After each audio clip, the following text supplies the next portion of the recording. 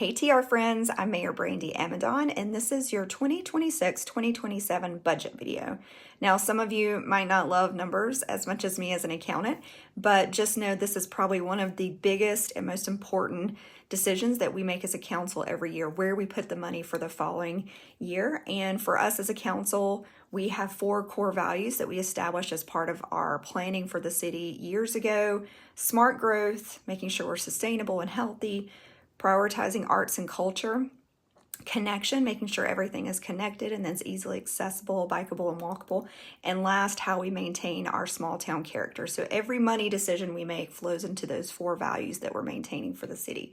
So I thought what I would do was give you like a little snapshot, and then I'm going to show you some charts of revenue and expenses for those that like a little bit more details.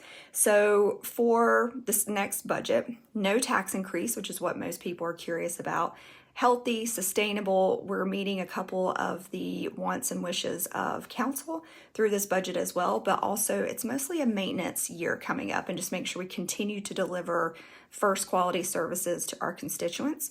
So we have a 3% COLA increase for our city staff.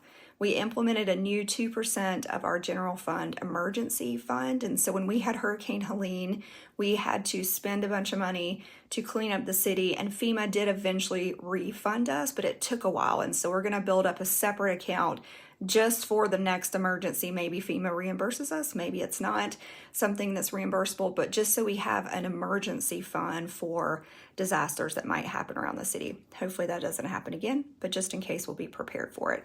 We have 3 part-time positions that we're adding. We're taking our victims advocate position from part-time to full-time.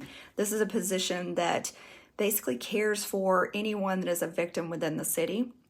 Part-time dispatcher, and then a part-time codes enforcement. This is something that we hear a lot of, and it's been kind of an addition to existing positions. So now we'll have someone that's focused on codes enforcement, just making sure people are taking care of their property and following the rules.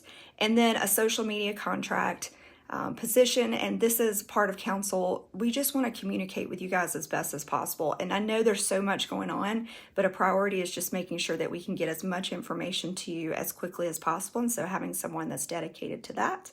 We also have a new police RMS system, radio upgrades, and then we have some capital improvements that mostly focus on our parks.